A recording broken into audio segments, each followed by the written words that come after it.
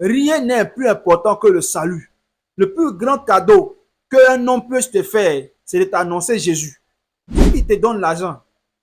Il ne t'aime pas que celui qui prêche l'évangile. Souvent, quand on passe dans la rue, on voit les évangélistes ambulants, on pense qu'ils n'ont rien à faire. Frère, tu ne leur donnes pas l'argent, tu ne leur donnes rien. Ils se mettent dans la rue, ils prêchent. C'est par amour pour toi. C'est ce qu'on appelle le vrai amour. Parce qu'il est désintéressé par ce que tu vas lui donner. C'est parce qu'il veut voir ton âme au paradis qu'il vient prêcher dans la rue. Mais celui qui te donne 10 000, tu viens de bouffer, c'est fini. Mais s'il te donne une maison, la maison là, tu vas mourir, tu vas laisser. Rien n'est plus important que le salut. Le plus grand cadeau qu'un homme peut te faire, c'est de t'annoncer Jésus. Et le deuxième plus grand cadeau, c'est que tu puisses avoir des personnes qui vont t'accompagner dans cette marche jusqu'à ce que Jésus-Christ revienne ou jusqu'à ce qu'il t'appelle dans son admirable royaume de lumière. Famille, n'oubliez pas ce que je suis en train de dire.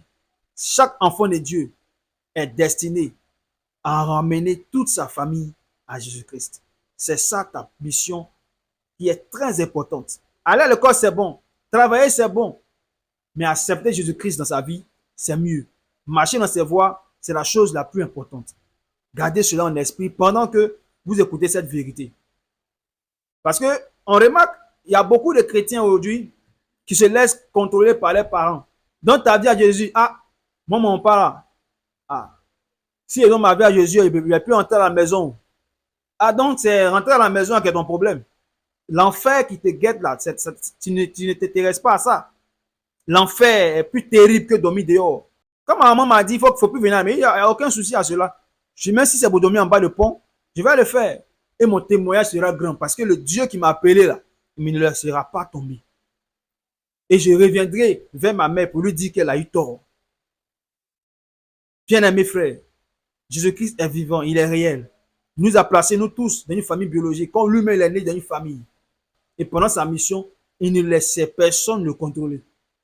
Lorsque Marie est venue dire, Jésus, le vin manque, il a dit, femme, qu'y a-t-il entre toi et moi? Mon heure n'est pas encore venue. C'est quand son père lui a dit, son père qui est dans les cieux, lui a dit, il est temps de changer l'eau en vin. Alors il a changé l'eau en vin. Il n'est pas là pour obéir à Marie. Il n'est pas là pour se soumettre à Joseph. Il est là pour se soumettre à Dieu.